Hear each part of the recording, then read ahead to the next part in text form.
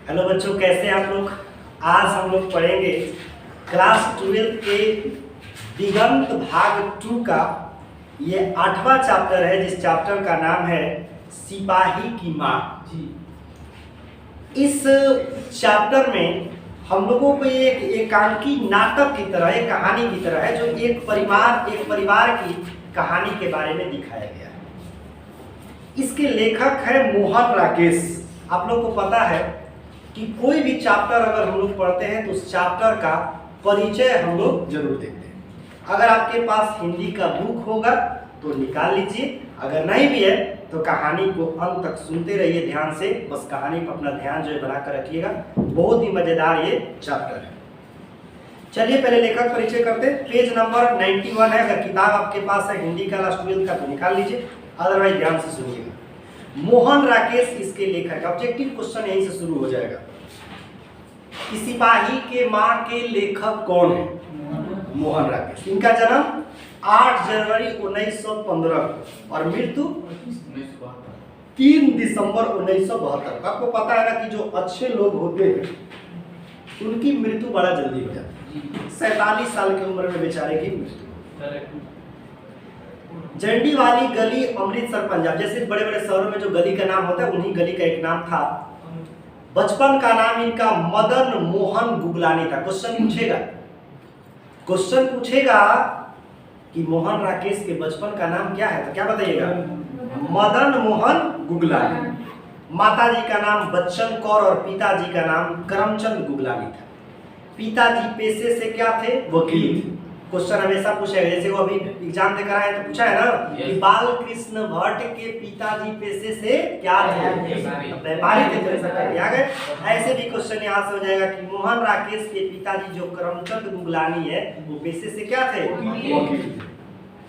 साहित्यिक संस्कृति संस्थाओं से भी इनका जुड़ाव रहा है।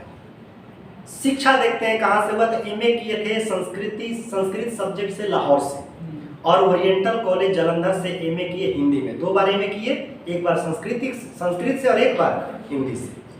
वृत्ति कहाँ से इनका पैसा के स्रोत आई ये देखिएगा। दिल्ली विश्वविद्यालय में अध्यापन, सारिका के कार्यकालय में नौकरी। सारिका क्या थी? एक संपादक, एक जो पेपर वगैरह किताब वगैरह छपता उसी को क्या था? सारिका एक संपादक था, उसी में इनको नौकरी भी मिली। 1947 के आसपास एल विंस्टन कॉलेज मुंबई में हिंदी के अतिरिक्त भाषण प्राध्यापक रहे।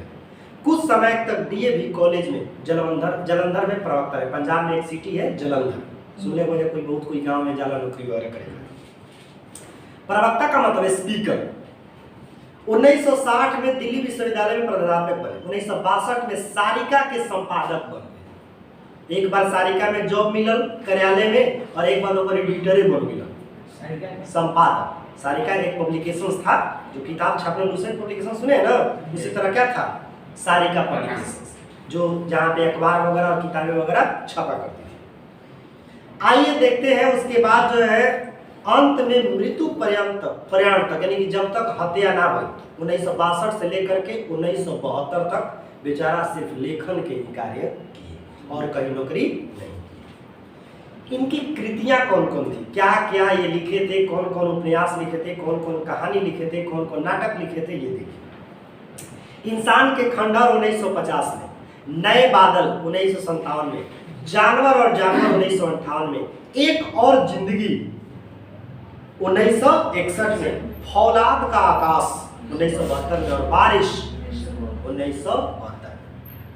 ये इनकी सभी के सभी कहानी संग्रह था। मतलब ऐसा मोटा मोटा किताब रहे और ओकरा में बहुत सारा कहानी का कार्य है, संग्रह बने कई कहानियों को उसमें इकट्ठा किया। अंधेरे बंद कमरे 1961 में, न आने वाला कल 1970 में, और अंतराल 1972 में। ये सभी का है उपन्यास था। आषाढ़ का एक दिन, लहरों के राजहंस, आधे अधूरे, इन सभी नाटक रहे। पैर तले की जमीन और अंडे के छिलके और अन्य एकांकी 1973 में लिखे थे, जो कि एक एकांकी नाटक एक कहानी की तरह ही होता है। आखिरी चट्टान तक यात्रा वृत्तांत था, मतलब कहीं यात्रा के लिए घूमने गए तो ओकरा पर भी एक कहानी है जिनका नाम का है आखिरी चट्टान तक। परिवेश, रंगमंच और शब्द, कुछ और अस्वीकार और नई निगाह के जो सवाल था, बकलम खुद लेख निबंध था। अब कोई सोचता है कि 1973 में ही कैसे रिलीज हो गई जब 72 में मृत्यु हो गई था। मृत्यु होने से पहले ही कहानी लिखल जा चुका है। या बहुत सारे लेखक होते हैं जो अपना डायरी लिखते हैं और जब मर जाते हैं तो उनके डायरी में लिखी हुई बात को किताबों या कोई प्रकाशन में उसके छाप पर क्या करती है, प्रकाशित करती है। इनके मरने के बाद ये चीजें प्रकाशित है। नाटक में जौन एकरा में समय सारथी, जीवन संगम और मोहन राकेश की डायरी जो थी, जो निधनों पर प्रकाशित है। आगे ना, जब इनकी हत्या हो गई तब उनके हत्या होने के बाद, मृत्यु होने के बाद मोहन राकेश की डायरी जो है प्रकाशित हुई है। इनका शोध कार्यकाल है तो नाटक में सही शब्द की खोज करते थे और नेहरू के फिलोसफी के अंतर्गत कार्य नहीं पूरा कर पाए। उनका नेहरू जी के फिलोसफी पर अध्ययन करते थे लेकिन बेचारा अध्ययन पूरा न कर पालन। मोहन राकेश नई कहानी आंदोलन के प्रमुख हस्ताक्षर थे। वे 20वीं सदी के उत्तरवर्ती युग के प्रमुख, क्वेश्चन में पूछेगा 20वीं सदी के उत्तरवर्ती युग के प्रमुख कथाकार एवं नाटककार कौन थे? मोहन राकेश। ये भी पूछ सकता है कि मोहन राकेश क्या थे? तो एक प्रमुख कथाकार भी थे और नाटककार भी थे। आइए देखते हैं इस कहानी में क्या पढ़ना है। यहाँ प्रस्तुत एकांकी उनके पुस्तक अंडे के छिलके तथा अन्य एकांकी से ली गई। क्वेश्चन पूछेगा कि सिपाही की माँ कहाँ से ली गई है? तो उनका अंडे के छिलके और अन्य एकांकी जो पुस्तक है जो 1973 में प्रकाशित हुई है उसी से लिया गया था। कौन? सिपाही की माँ। एकांकी जैसा नाम से ही स्पष्ट है कि एक अंक ही बहुत छोटी रचना है और उसकी तुलना प्रायः कहानी से की जाती है। मतलब एक तरह के एकांकी कहानी की तरह ही होता है। मोहन राकेश इन मार्मिक रचना में निम्न मध्यवर्ग की एक ऐसी माँ बेटी की कथा प्रस्तुत करते हैं। क्वेश्चन पूछेगा कि सिपाही की माँ में किसकी कथा प्रस्तुत की गई है? एक माँ और बेटे की। साथ ही साथ उन्हीं के घर के इकलौते लड़का सिपाही के रूप में द्वितीय विश्व युद्ध के मोर्चे पर बर्मा में लड़ने गया है। द्वितीय विश्व युद्ध जब हमारा देश इंग्लैंड के हाथों में था उस समय हम लोग इंग्लैंड के तरफ से लड़ रहे थे, इंग्लैंड का साथ दे रहे थे और उसी के युद्ध में एक लौता बेटा जो है जिसका नाम मानक है, आपको आगे बताएंगे कहानी में, वही युद्ध में लड़ने के लिए उसी पर घर की पूरी आशा टिकी है। वही लड़ाई के मोर्चे से काम कर लौटे तो बहन के हाथ पीले हो सके। मतलब बिटिया जो थी ये घर की, वो शादी विवाह के योग्य हो गई थी और उसी के बारे में ये बात किया जा रहा है। माँ एक देहाती भोली स्त्री है। वह यह भी नहीं जानती कि वर्मा उसके गांव से कितनी दूर है और लड़ाई कैसे और किस लिए हो रही है। माँ को ये नहीं पता है कि उनके गांव से वर्मा की दूरी कितना है। इहो नहीं के पता कि लड़ाई काहे खातिर, केकरा से और किस लिए हो रहा है। क्योंकि वो गांव की एक साधारण महिला है। पहले आपको पता था कि ग्रामीण क्षेत्र में पढ़े लिखे लोगों की संख्या बहुत कम होती है, पता होता नहीं था। उसका अंजाम ऐसा भी हो सकता है कि सब कुछ खत्म हो जाए। वो सोच भी नहीं सकती है कि शायद उसका बेटा लौटे ही नहीं। ऐसा वो सोच भी नहीं सकती। माँ और छाया की तरह उससे लगी बेटी के भीतर की वो आशा जो बेटे से जुड़ी है अनेक रूप रंग ग्रहण करते हैं। इस कहानी में आपको इतना मजा आएगा कि उस माँ और बेटी की जो आशा अपने भाई और अपने बेटे से जुड़ा हुआ है वो क्या होगा, उसका कहानी अंत तक बताएगा। अभी अगर हम बताते हैं तो फिर मजा नहीं है। तो कहानी के अंत तक आप लोग को क्या करना है, बने रहना है। उसकी संपूर्ण नाटकीय और रंग संभावनाओं का लेखक ने सगे हाथों से ऐसा उद्घाटन किया। खुद अपने हाथों से इस नाटक का उन्होंने उद्घाटन किया कि रचना के अंत में एक अपार विषाद मन पर अस्थायी प्रभाव छोड़ जाता है। एक इतना दुखद घटना, दुखद एक बात छोड़ आई, सभी के चेहरे पर एकदम उदासी झलकते। कहानी की शुरुआत तो बड़ा रोचक तरीका से हुई। इस कहानी में एक बहुत ही दर्द भरा प्यार छुपा है उस माँ का। सिपाही की माँ चैप्टर शुरू करते हैं। इसमें पात्र कौन कौन है, पहले पात्रों का भी परिचय बता देते हैं, फिर नाटक की ओर आगे लेकर के चलेंगे। सबसे पहला पात्र है बिस्नी। बिस्नी जो बर्मा में लड़ने के लिए मानक जो गया है सिपाही के रूप में, वो मानक की माँ है जिसका नाम क्या है, बिस्नी। मानक की बहन मुन्नी यानी कि बिस्नी की बेटी भी है। कुंती, कुंती जो है बिस्नी के ही गांव के बगल में रहने वाली एक पड़ोसन।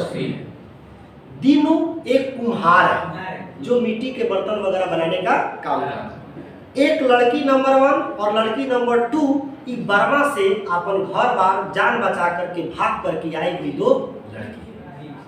मानव का पता चलिए गया। अब सिपाही कौन है, तो एक इसमें ऐसे सिपाही के बारे में चर्चा किया है जो युद्ध छोड़ करके आ गया है यहाँ पर। उस कहानी में पता चलेगा कि 8 गो पात्रों के नाम आपको बता दिए। आइए कहानी शुरू होता है। देहात के घर का आंगन, देहात में जो घर में नहीं आंगन होता है बड़ा सा, अंधेरा और सिंदा जो हमेशा ओकरा के पोता पोती कइल रहेला गाय के गोबर से, और मिट्टी के जो आंगन रहेला हमेशा ओकरा के तो करे में सिंदार का मतलब एकदम ठंडा ठंडा जैसा, और अंधेरा टाइप के मतलब ज्यादा प्रकाश भी ना रही और ज्यादा अंजोरा भी ना रही, उसी ने कहा क्या आंगन होला।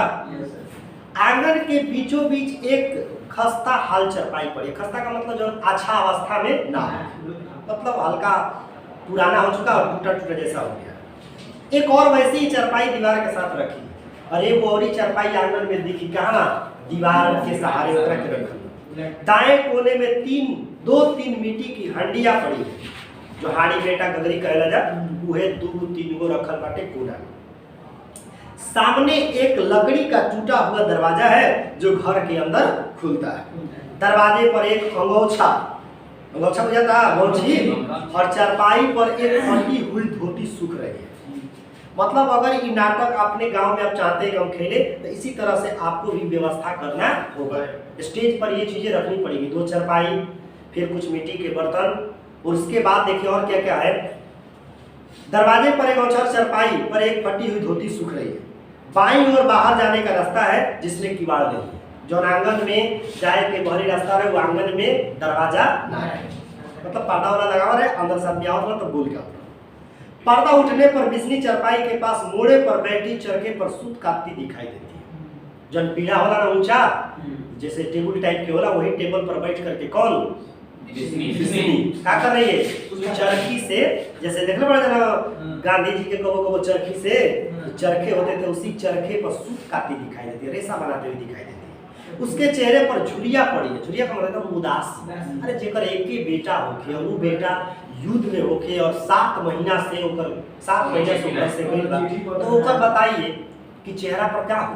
जो 2 महीना से ओकरा पास एक बेटा के पत्र तक ना आए, तो ओकर चेहरा पर खुशी रही, बहुत जो है दुखी चेहरा है। और बाल सब सफेद हो चुके हैं। मुनि उसकी 14 वर्ष की लड़की। क्वेश्चन पूछेगा मुनि कितनी वर्ष की लड़की है, 14 वर्ष की लड़की। बाहर की चौकट से सट कर खड़ी है। जो बाहर का चौकट आंगन वाला है ऐसे ही सट करके खड़ी है। कौन, मुनि। उसके हरे रंग की सलवार कमीज बहुत मैली हो रही है। हरा रंग के सलवार पहनी और वो थोड़ा सा गंदा हो चुकल बा, क्योंकि वो गरीब स्थिति ना रहे, सरफ वगैरह वाला इसी कई दिन से पहनी है। कुछ क्षण चड़के की आवाज और कबूतरों की गुटुर गु सुनाई देती है। जब स्टेज पर सीन देवे के हुई तो माइक से कबूतर की आवाज और संगे संगे उस चरखा के जवन चले की आवाज में सुनाई देती। बीच बीच में बिस्नी थोड़ा खांस लेती है, थोड़ा सा बीमार सा रह रही है, तो बीच बीच में करके खांस लेती है। कौन, बिस्नी। फिर घोड़ा गाड़ी के दूर से आने और रुकने का शब्द सुनाई देता है। किसको, जो मुनि आंगन के चौकट पर ऐसे खड़ी थी और उसको घोड़ा की क्या हुआ था, आवाज सुनाई दिया। किसको, मुनि को। जैसी आवाज सुनी, मुनि ऐसे अपने माँ की ओर चेहरा करके क्या कहती है, पीछे की ओर मुड़कर उतरी स्वर में कहती है, डाक वाली गाड़ी आ गई माँ। कहती माँ डाक वाली गाड़ी आ गई, मैं अभी चिट्ठी पूछ कर आती हूँ। मैं अभी डाकिए वाले से पूछती हूँ कि मेरे भैया का कोई नाम का चिट्ठी आया है कि नहीं। इतना कह करके मुनि जो है कहाँ चली जाती है। और जब मुनि बाहर चली जाती है तो उसकी माँ जो चरखे से जो सूत बीन रही थी वो अपना छोड़ करके अपने हाथ दोनों जोड़ कर कहती है, भगवान के सामने कह रही कि हे भगवान, अगर मेरे बेटे की अगर पत्र आया हो तो उसमें कोई भी बुरी खबर न हो। क्या कह रहा है। और उसी के बीच में कबूतरों की जो गुटुर की आवाजें वो थोड़ा सा तेज होती है और फिर क्या हो जाती है, धीमी हो जाती है। उसी के बाद जब उसका आंख खुलता है और जब ऐसे देखती है दरवाजे की ओर, तो जो मुनि है वो काफी एकदम उदास अवस्था में ऐसे जो है चली आ रही है। अब बताइए कि मुनि के उदासी की अवस्था देख करके क्या आपको लग रहा है, माना का पत्र आया था कि नहीं आया? नहीं। एक माँ समझ गई कि आज भी माना का कोई पत्र नहीं है, लेकिन फिर भी माँ कह रही है क्या करिए, क्यों रे, डाक वाली गाड़ी ही थी ना। प्रश्न कर रही है, किससे? प्रश्नवाचक चिन्ह लग गया, क्यों रे, डाक वाली गाड़ी ही थी ना। मुनि कहती है कि हाँ माँ, डाक वाली गाड़ी ही थी। इतने में गाड़ी के दूर जाने की आवाज का होने की चाहिए, सुनाई देने की चाहिए। घोड़ा गाड़ी के चलने और कम से दूर होने का सब सुनाई देता है। मुनि बिस्नी के मोड़े के पास फर्श पर बैठ जाती है, जहाँ पीढ़ा लगा करके, जहाँ टेबुल लगा करके वो अपना चरखा जो है, सूत जो है बीन रही थी, कौन? बिस्नी। उसी के पास जा करके मुनि और सब फर्श का सुन रहा है, जमीन पर काकी बैठे। बिस्नी के चेहरे की रेखाएं गाड़ी हो जाती है, बड़ा उदास हो गई और विवाद सोच करके। लेकिन देखिए यहाँ पर बिस्नी ठंडी सांस लेकर कह रही है, आज भी चिट्ठी नहीं आई, जाने भाग्य में क्या लिखा है। कौन कह रहा है? बिस्नी कह रही है कि आज भी चिट्ठी ना आई, ना जाने हमनी की किस्मत में क्या लिखा। मुन्नी आज सिर्फ चौधरी का पेंशन का मनी ऑर्डर आया, जो सेना से रिटायर हो जाते हैं तो उनका पेंशन आता है। तो पेंशन का मनी ऑर्डर का मतलब वही चेक है जो डाक में दे जा करके फिर पैसा अपन क्या करना है। तो वही कह रहा है, कह रही है मुन्नी कि आज कोई के पत्र ना आई है, कोई के चिट्ठी नहीं आई है। बस जो चौधरी, तो चौधरी इसमें एक ऐसे आदमी के बारे में जिक्र किया गया है जो एक समय वो भी सिपाही था और युद्ध लड़ करके क्या किया था, आगे और गांव में ही रह रहा था। बिस्नी देखिए क्या करे, ये मुँह जाने चिट्ठी रास्ते में रख लेते हैं कि क्या करते हैं। मतलब ये कह रहा है कि मुँह जाए ना, गाँव में होता है ना, जो लड़के किसी मुँह जाए ना, मुँह जो तो कह रहे हैं कि भी कहती है कि पता ना चिट्ठी रास्ते में रख लेते हैं, ये क्या करते हैं। मेरा मानव तो ऐसा नहीं है कि 2-2 महीने चिट्ठी ही ना लिखे। पहले हर 15वें रोज चिट्ठी आ जाती थी, अब की न जाने कौन पहाड़ रास्ते में खड़ा हो गया है। कम से कम अपनी राजी खुशी तो लिख देता। अरे ज्यादा ओकरा लिखे के समय ना रहे अगर मानक के, तो कम से कम राजी अपना कुछ हाल चल खाली में लिख दे कि माँ हम ठीक है, यहाँ है, बस इतने 2-4 शब्द लिख करके भेज दी। मुन्नी कहती है कि माँ मेरा दिल कहता है कि अगले मंगल को भैया की चिट्ठी जरूर आएगी। मुन्नी जो है किसी तरह माँ के हौसले का कर रही थी, बढ़ा रही है, लेकिन माँ अब इस बार सोच करके बोले, अरे मुन्नी तो कौन मंगलवार आए, ये करते करते तो तू 8 को मंगलवार बिता दे और 2 महीना से कोनो हमार लड़का यानी मानक के चिट्ठी ना आए। तुम कौन से मंगलवार का इंतजार कर रहे हो, कौन से मंगलवार के लिए? बिस्नी कहती तेरा दिल तो हर मंगलवार को कहता है पर चिट्ठी आने का नाम नहीं लेते। जाने भाग्य में क्या खोट है जो चिट्ठी के लिए इतना तरसना पड़ता है। इस बार यह घर आ ले फिर मैं इससे पूछूंगी, यानी कह रहा कि इस बार मानक को घर आने दो फिर मैं पूछूंगी कि काहे तुम ऐसे करते हो, क्यों इतना दिन पर चिट्ठी लिखते हो। मुन्नी कहती है कि पिछली चिट्ठी में भैया ने लिखा था कि वे बर्मा की लड़ाई पर जा रहे हैं। मुन्नी कह रही कि माँ तुमको याद है पिछली जब भैया की चिट्ठी आई थी 2 महीना पहले, तो उसमें लिखा हुआ था कि भैया जो है लड़ाई के लिए बर्मा जा रहे हैं। शायद हमको ये लग रहा है माँ शायद तुम्हें लड़ाई में चिट्ठी लिखने की फुर्सत ही न मिलती हो।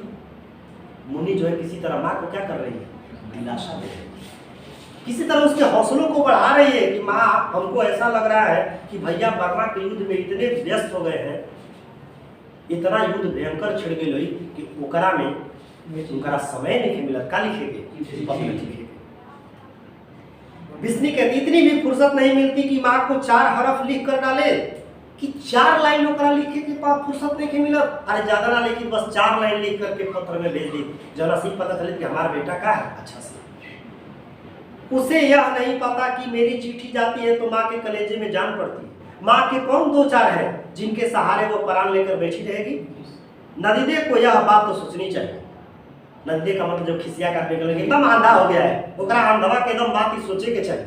ओकरा ही नहीं के समझ में आओ कि 2 महीना से माँ के पास चिट्ठी के कह रहा है, उसकी माँ के करेगी। कौन हमारे 2-4 बेटे हैं जी, कि एक गया है तो एक मेरे पास है, एक ही तो बेटा है जो गया है और उसके इंतजार में हम यहाँ एक अपनी जवान बेटी के साथ मुन्नी के साथ कैसे उसका इंतजार कर।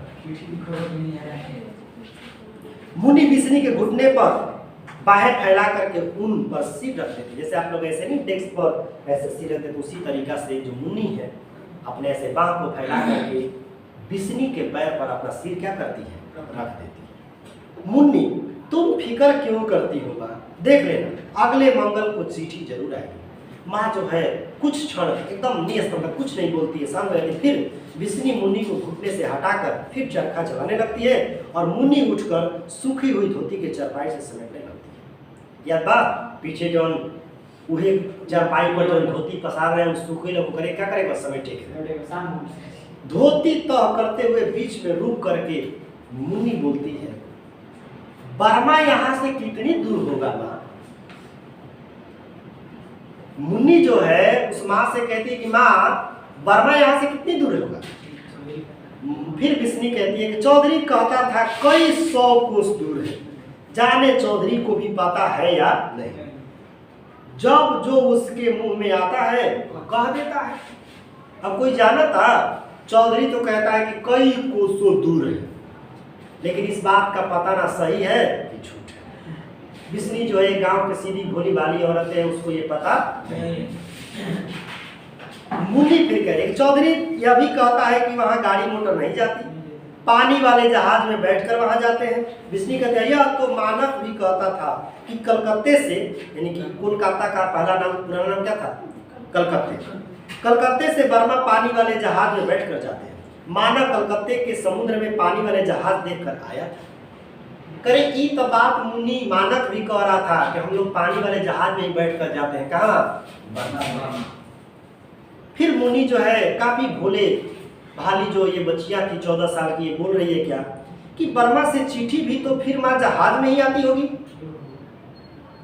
अगर हमारी चिट्ठी वाला जहाज डूब गया हो तो। करे कि माँ हमको लग रहा है कि भैया तो चिट्ठी लिखे होंगे, लेकिन जो चिट्ठी में जवना जहाज में चिट्ठी आवत रहे, अगर वो जहाजे कहीं डूब गई होगी तो। उसकी माँ कहते रहे ऐसी काली जबान न बोलो। काली जबान का मतलब है कि अशुभ बातें ऐसे क्यों बोल रही है, थोड़ा सा शुभ शुभ बातें बोलो। मुंह अच्छा न हो तो बात तो आदमी अच्छा करे। एक यहाँ पर मुहावरा कह रही है कि अगर मुंह केहू के अच्छा ना होके तो कम से कम ओकरा बात भी अच्छा कर लेवे के चाहिए। मानव कहता था कि जहाज इतना बड़ा होता है कि हमारे जैसे 4 गांव एक जहाज में आ जाए, और इतना बड़ा जहाज कैसे डूब सकता है। माँ भी देखिए कितना भूरी भूरी एकदम भोला भाली बातें कह रही है। कैसे, क्योंकि माँ को ये नहीं पता है कि समुद्र इतना गहरा होता है कि 4 गांव नहीं बल्कि 4 शहर भी उसमें समा सकता है। लेकिन वो बेचारी सोचती है कि मानव जो हमारा बेटा ये कहता है कि जहाजें जो होती है बड़ी बड़ी होती है, उसमें 4 गांव समा सकते हैं। इसको लग रहा है कि एक नदी में, एक पानी में 4 गांव कैसे समा सकता है, क्योंकि वो गांव के तालाब, नदी, झरने वगैरह को ही देखिए। उसको ये नहीं पता कि समुद्र कितना गहरा होता है। ये भी कह रहे हैं कि तुम भी बेवकूफ़ हो, अपनी बेटी को ही कह रही है कि उसमें कैसे डूब सकता है, इतना बड़ा होता है जहाज पानी वाला। लेकिन उस माँ को क्या पता कि समुद्र कितना गहरा होता है, उसमें जहाज क्या, उसमें कई देश और कई शहर जो है जा सकते हैं। लेकिन ये बात उस माँ को पता नहीं। चलिए आगे देखते हैं फिर क्या कहती है। बिस्नी कहती है, फिर मुन्नी कहती है संकोच के साथ काफी घबरा कर बोलती, माँ पता नहीं सच है या झूठ, पर चौधरी कहता था कि हर रोज कोई ना कोई जहाज डूब जाता है। फिर मुन्नी अपनी माँ को कह रही कि माँ ये बात झूठ है कि सच है ये तो नहीं पता, लेकिन चौधरी कहता है कि हर रोज कोई ना कोई एगो जहाज का होता है, डूब जाता है। बिस्नी कहती है चौधरी एक लड़ाई में क्या हुआ है, दुनिया भर की सारी अकल उसके पेट में आ गई है। मतलब एक लड़ाई कर लड़ने सारा दुनिया के ज्ञान होकर पेट में, वो यहाँ बैठा है सब कुछ जानता है, अपनी क्रिया चरित्र का पता नहीं, जहाज डूबने का पता है। ये कह रही है। मुन्नी धोती तह करके अंदर ले जाती है और बाहर से पड़ोसी कुंती आंगन में आती है। अभी आपका परिचय बताए थे, कुंती कौन थी, तो बिस्नी की पड़ोसन। अधेड़ होने पर भी उसके चेहरे पर स्वास्थ्य की लाली छलकती है। मतलब आधे उम्र के हो गए लेकिन फिर भी उसका चेहरा जौन बा एकदम जवान लेखा, क्योंकि हेयर लवली वगैरह लगा करके सब मेंटेन किए थे। कुंती जो है उधर से जब ऐसे आंगन था, उस आंगन के पास से जब वो प्रवेश करती है, कौन, कुंती, तो कहती है उधर से बोलते हुए, विषमदेव आज भी कोई चिट्ठी नहीं आई। जिसके घर में अगर कोई आता है तो जवाब देने से पहले हमारा संस्कृति कहता था कि पहले उसे हम बैठाएं। तो बिस्नी जो है कहती है आ कुंती बैठ। फिर क्या करते हैं कि चरखा पुनी जो रेशा था और चरखा था वो अलग हटा देती है और कुंती उसके पास नजदीक चारपाई पर आ बैठते। वही चारपाई जो बीच में रखा पीछे आप लोग देखे थे। फिर देखिए कुंती करे कहते हैं कि आजकल बर्मा में बड़े जोर की लड़ाई हो रही है। फिर बिस्नी उस पर बोलती है यहाँ से कौन बर्मा होकर आया है, कौन यहाँ से गया है और कल बर्मा से आया जिसको पता है कि बर्मा में लड़ाई हो रही है। लड़ाई का हाल वहां वालों को पता है कि यहाँ वालों को पता है। कोनो समय न्यूज़पेपर, टीवी, रेडियो ये सब ना, लेकिन ग्रामीण क्षेत्रों में कभी कभी लोग रेडियो वगैरह का इस्तेमाल करते थे और साथ ही साथ एक महीना पर एगो मासिक पत्रिका होता है जौना में बातें छप करके आवत रहे और एक महीना 15 दिन पर वो पत्रिका पहुंचत रहे जौना में वो देश और उस आसपास के शहरों के बारे में लिखा था। वो भी ग्रामीण क्षेत्रों तक कम पहुंचता था, शहरी क्षेत्रों में पहुंच जाता था।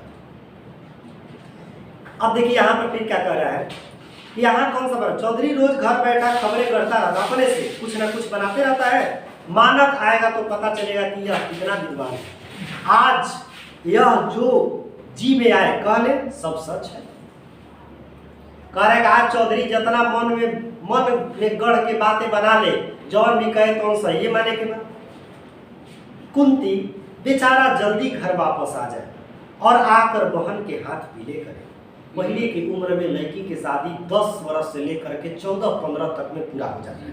लड़की जब 14 के ज़्यादा होते रह जाए तब वही के कुछ लोग जो है हमारे समाज को धरनाएं थी, उन लोग को गलत समझने लगते, लड़की इतनी बड़ी होगी ब्याह नहीं कर रही है, घर बैठ रही है, ये वो बातें बोलते हैं। ये पहले की बात है।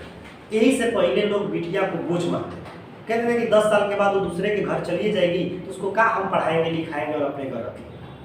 लेकिन आज जो है बिटिया को हम लोग लगभग 25 साल तक भी उसको पढ़ाते हैं और उससे आगे तक भी पढ़ाने में सक्षम होते जब तक वो सफल न हो जाए। अब आज इसीलिए बिटियों को बार बार बढ़ावा दिया जा रहा है। देखिए फिर क्या कह रहा है, बेचारा जल्दी घर वापस आ जाए, आकर बहन के हाथ पीले कर दे। सब सहेलियां तो एक एक करके चली गई। घनो भी बैसाख में चली जाएगी। जो घनो है उसकी दोस्त है वो भी बैसाख में क्या हो जाएगी। बैसाख क्या है, महीना है, पता है ना।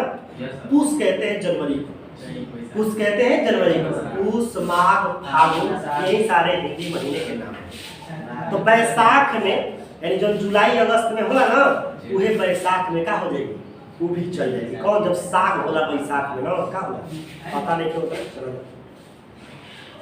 बस 2 महीने में ही सब कुछ करना धरना है। ये सारा शहर ढूंढ आए हैं, कहीं 10 गज मंगल नहीं मिली। सब चीजें जैसे विलायत चली गई। तूने अभी इसके लिए कोई वर घर नहीं देखा। जमीन जायदाद या वस्त्र कपड़ा जो भी विवाह के लिए जरूरी होता है वही चीजें जो है तो करे वो तक भी नहीं कि इसके लिए क्या किसी तरह इसका विवाह जो है तय हुआ। अब पूछ रही है कुंती किससे, बिस्नी से, कि तुम मुन्नी के लिए कोई घर वर नहीं देखा। वर माने लड़का, घर माने समझिए रहे। बिस्नी कह रहे कि वर घर देख कर ही क्या करना है कुंती। मानक आए तो कुछ, मानक आए तो कुछ हो भी। तुझे पता ही है कि आजकल लोगों के हाथ कितने बड़े हो गए हैं। हाथ बड़े हो गए का मतलब कितना दहेज की मांग हो गई है और बिना पैसा नहीं रहेगा तो हम लोग क्या कर सकते हैं। यानी कि यहाँ देखना बड़ी बात नहीं है, मेन यहाँ क्या समझना है कि कैसे हम लोग इसके लिए काम करें, उसके लिए पर तू देख 14 की तो हो गई है, अब घर में रहकर और कितनी बड़ी करेगी। मेरे घनों का अभी तिरावा चल रहा है, पर लोगों ने जान खा ली थी कि लड़की मुटियार हो गई है। मुटियार मतलब बड़ी हो गई है, जल्दी उसकी क्या करो शादी। क्वेश्चन में पूछेगा जो घनो है वो किसकी बेटी थी। मानव को आने में अभी कितने दिन लगते हैं, लड़ाई का कुछ पता है। करे तू मानव के आने तक देखभाल तो कर, मन इधर उधर देखो, किसके लिए, मुन्नी के लिए कम से कम लड़का वगैरह जहाँ भी मिल जाए, कहीं बातचीत चलाओ, उसके बाद जब वो मानक आएगा तो फिर लेन देन की बातें होगी। कुंती कहती हाँ शायद नहीं, वो 4-6 महीने में जरूर आएगा। वह कह गया था कि जल्दी से जल्दी छुट्टी लेकर मिलने के लिए आएगा। उसे गए भी 7 महीने हो गए। जिस समय कहानी लिखी गई थी उस समय मानव को घर से गए कितना 7 महीने, और 2 महीना से चिट्ठी नहीं। इस 2 महीने से चिट्ठी न आने से बाद जो क्या हुई थी। फिर कहती है कि लड़की तो देखते देखते तार हुई जा रही है, देखते देखते लड़की इतनी लंबी हो गई। तू कहे तो मैं कहीं खोज खबर करती हूँ, मानक जाने साल में आता है कि 6 महीने में आता है। कुंती कह रही है बिस्नी से, अगर तू कहेगी तो हम आस पास के पड़ोसी के जो रिश्तेदार हैं उसमें हम बात करेंगे। किसका? मुन्नी का। उतरे के बीच में दीनू कुम्हार हड्डियों का जो हांडी यानी कि जो मिट्टी के जो साचा था, चलता फिरता ढांचा सा बाहर से हाफता हुआ आता है, और उसके सिर के और दाढ़ी के बाल आधे पक चुके, हाथ मिट्टी से सने के कर मिट्टी से अपन कुछ मिट्टी के बर्तन वगैरह बनाकर क्या करते रहता है। दीनू देखेगा उधर से हाथ वगैरह करे, मुनि की माँ आज तो हद हो गई। और वो बिस्नी कहते हैं किस बात की हद हो गई, इतना हाफ क्यों रहा है? किसको कह रही है? दीनू को कह रही है। कौन? बिस्नी। अरे इतना हाफ क्यों रहा है? बताने की बात नहीं, तू बाहर निकल कर अपनी आंखों से देख। बिस्नी कुछ बताएगा भी, बात क्या है ये कह रहा है। बिस्नी जो है कह रही है कि कुछ बताएगा कि बात क्या है। दीनू बात क्या है? तमाशा है। अरे बात होता तब न बताए, बात थोड़ी ना है, तो तमाशा है, तुम ही देख लो।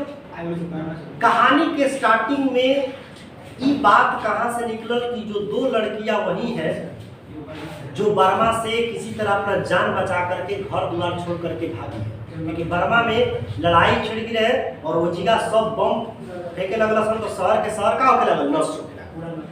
किसी तरह वो लड़कियां जान बचा करके जो वहाँ की संस्कृति था, जैसी ड्रेस में थी बेचारी वैसी ड्रेस में भागी है वहाँ से, और उसके पास खाने के लिए कुछ तो था नहीं, तो लड़कियां गांव में आकर के लोगों से दाल और चावल मांगा, आटा दाल चावल जो भी मिल जाए। अब क्या कह रहे हैं कि वहां पे हमारे गांव में संस्कृति थी कि अगर लड़कियां छोटी कपड़ा पहन करके चली जाए तो लोग शर्म के मारे अपन मुंह का करते थे, ढक लेते थे और उसको भला बुरा कहते थे। लेकिन यहाँ पर इन दोनों लड़कियों को हम भला बुरा नहीं कर सकते। उन लोगों की बेचारी की परिस्थिति ऐसी थी कि जान बचा करके किसी तरह उन लोगों को भागना पड़ा। 13 दिन तक 14 दिन तक लगातार रातें दिने इधर उधर जंगलों के रास्ते से भागी है, तब जाकर के यहाँ का ये पहुंची। इसका कहानी में आप देखिएगा, हम तक बने रहेगा तो आपको पता चलेगा कि क्या इन लड़कियों का सचमुच में कोई दोस्त था या नहीं। आगे देखिए, पढ़ते हैं। क्या फिर वो चौधरी की बेवा, यानी फिर दीनू कहता है कि बात क्या है, तमाशा है। सच कहता हूँ मुन्नी की बात, बेशर्मी की एकदम हद हो गई। बिस्नी कहते हैं क्या हुआ? फिर वो चौधरी की बेवा, बेवा माने विधवा होता है, विधवा माने क्या होता है? विधवा। दीनू नहीं, उसकी बात नहीं। जो जवान छोकरियां आज कहीं से आई है, कितना? 2 जवान छोकरियां कहीं से क्या हुई है? आई है, और उनका ऐसा पहरावा है कि तुमसे क्या कहूं, मतलब ऐसा पहरावा है कि तुमसे क्या कहूंगा कि एकदम बेशर्मी की क्या हो गई, हद हो गई। रंग काला है पर बिल्कुल मेमो की तरह टिट फिट चलती है। मतलब जो अंग्रेजों की जो पत्नियां लोग आती थी और अंग्रेजों की जो औरतें आती थी तो अंग्रेजी स्टाइल जो जीन्स होता था घुटने के ऊपर तक पहनी हुई थी। आजकल के समय में तो ये कॉमन बात हो गई बा, क्योंकि हमनी के भी देश में विदेशी प्रथा धीरे धीरे चल गई। लेकिन पहले के समाज में जो कहानी लिखल है ओकरा के बहुत ही बेशरम वाली बातें बन जाती। इतनी जिंदगी चली गई, देखिए, और घर घर जाकर के आटा दाल मांग रही है। इतनी जिंदगी चली गई पर ऐसी बेशर्मी कभी नहीं देखी। ये कह रहा है, दीनू कह रहा है। दीनू बाहर की ओर झांक कर देखता है, मुन्नी अंदर आ जाती है। दीनू जो है मुड़ करके कहता है कि वे तेरे घर के ही आ रही है, मतलब तुम्हारे घर की तरफ आ रही है। किसको कह रहा है? बिस्नी को। मुन्नी को अंदर भेज दे, मैं जाकर चौधरी को खबर सुना देता हूँ, क्योंकि वो गांव में एगो पढ़ल लिखल बढ़िया कौन है? चौधरी, जो हर चीज के जानकार है और सोच समझ है। तीनों बाहर चला जाता है और बिस्नी, कुंती और मुन्नी उत्सुक आंखों से बाहर की ओर देखते करते हैं। हमने देख लिया तीनों लड़कियां कैसा बैठा, कौन? तीनों देखे। दो बर्मी लड़कियां बाहर से आती है और वे जांघों तक लंबे मैले फ्रॉक पहने। बताइए, एक ड्रेस बेचारी 13-14 दिनों तक वही ड्रेस पर किसी तरह अपन जान बचा के भाग रही है। तो लोग का ड्रेस जो है जो पहनी थी वही मैले कुचले से मिट्टी वगैरह सब लग गया है। दोनों के हाथ में एक एक थैला है। दोनों के हाथ में क्या है? थैला। हालांकि वो भीख मांगने वाली नहीं थी, लेकिन हालात ने उन लोगों का कर दिया था, ये काम करने पर मजबूर कर दिया। कुंती बिस्नी के कान में फुसफुसा कर कहती है लड़कियां क्रिस्टान है। क्रिस्टान का मतलब क्रिश्चियन, ईसाई। बिस्नी उसका मतलब ना समझकर प्रश्न भरी नजरों से उसकी ओर देखती है। तो फिर कुंती उसको समझाती है क्रिस्टान वो होती है जो मर्दों को घर में रखती है और अपने आप बाहर। बेचारी कुंती को भी ज्यादा कुछ लोगों के बारे में पता नहीं था, लेकिन जो भी उसके मन में लगा वो क्या कर दी, बोल दी। कौन बोल दिया? जो कुंती के मन में ऐसा था वो भी अपना कुछ बोल दिया जो उसके मन में था। किसको बोल दी? विष्णु को समझा दी। अब देखिए लड़की 1 जो पात्र में था ना, लड़की 1 और लड़की 2। लड़की 1 कह रही है कि थोड़ा दाल चावल दे दीजिए माँ जी, परमात्मा आपका भला करेगा। लड़की दूसरी कहती है कि हम रिफ्यूजी है। रिफ्यूज का मतलब होता है छोड़ना, घर बार छोड़ करके जो एक जगह से दूसरे जगह पर आता है मजबूरी में, उसको हम लोग क्या कहते हैं? रिफ्यूजी।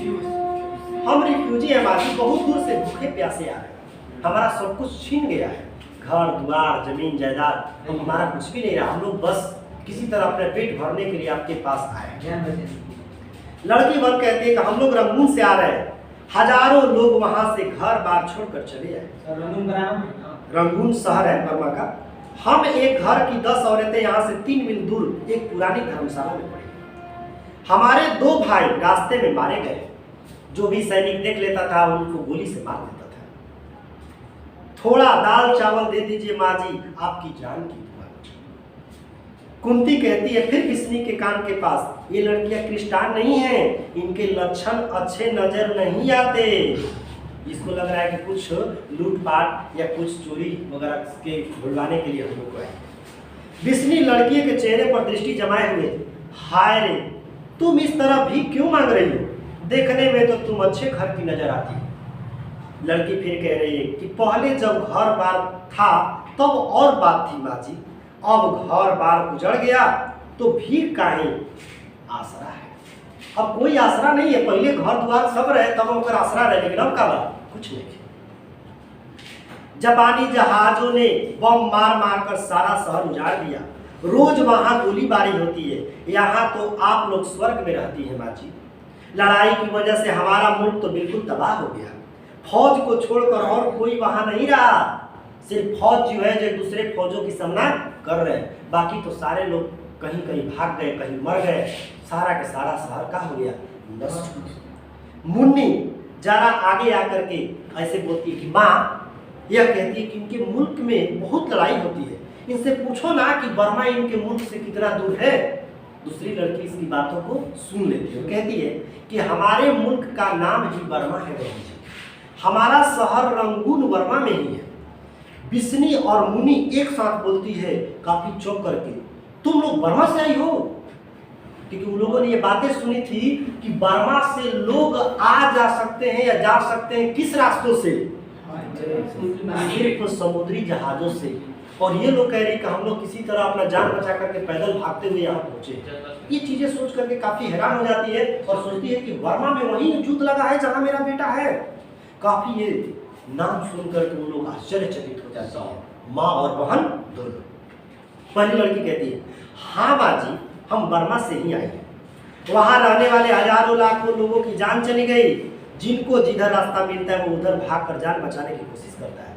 बहुत लोग भरे हुए घर छोड़कर चले आए, सब कुछ घर में खजाना बा, लेकिन सारा खजाना छोड़ के क्या करे के बाद केहू तरह जान बचा के भागत है। माँ जी आज हम लोग आप लोगों के आसरे हैं, जो कुछ थोड़ा बहुत आप लोगों के घरों से मिल जाता है उसी से हम लोग का आज पेट। क्या कह रहा है? वही लड़कियां कर रही। बिस्नी बात काटते हुए बीच में रोक कर कहती क्यों रे, बर्मा में बहुत लड़ाई हो रही है। फिर एक लड़की कहती है कि वहां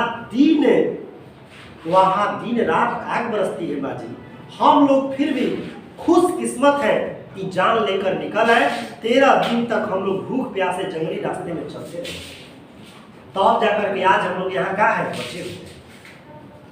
फिर वह लड़की जो है, मुनि कहती तुम लोग बर्मा से पैदल चल कर आई हो, क्योंकि मुनि को यही पता था कि बर्मा से आने और जाने का एक ही मार्ग है, वो है जल मार्ग। मुनि यहाँ पर फिर प्रश्न करते, फिर लड़की कहती जी हाँ, जान बचाने का यही रास्ता था। रास्ते में जंगल में बड़ी बड़ी दलदलें पड़ती है, हम में से एक औरत दलदल में फंस कर वही रहती है। मुनि कहती है कि माँ ये कहती है कि वहां से पैदल आई है, और चौधरी कहता था कि वहां पानी वाले जहाज से जाते हैं। किनकी बातों पर विश्वास किया जाए? कोई कहता है पानी वाले जहाज से। फिर वो जो लड़की वो एक्सप्लेनेशन करती है कि जी असली रास्ता जहाज का ही है, मगर उस रास्ते में बहुत खतरा है। जापानी लोग जहाजों को रास्ते में ही डुबा देते हैं और हम लोगों को जहाज मिलती भी नहीं। जहाजों पर सिर्फ फौजी लोग आते जाते हैं। यानी कि कहने का मतलब क्या है कि जो जहाज है, सरकार जो जहाज बने उस जहाज पे आम आदमी जो है आने को युद्ध में कहाँ मिलती है, बस सैनिक लोग जाकर। दूसरा चीज कि जहाज से जहाज में भी समुद्री वार हो रहा है। जापानी लोग जब देख रहे हैं कि वहां से कोई जहाज आ रही तो उसको छोड़ नहीं रहे, और क्या करते हैं उस जहाज को उड़ाते हैं। जहाज से आने का कोई जरिया नहीं। आगे की कहानी जो है क्या होगा कल के आपको दूसरे पार्ट में पता चलेगा। आज के लिए इतना ही। अगर आप इस चैनल पे पहली बार होंगे और नए होंगे तो वीडियो को क्या करेंगे, लाइक करेंगे और चैनल को सब्सक्राइब करेंगे। आज के लिए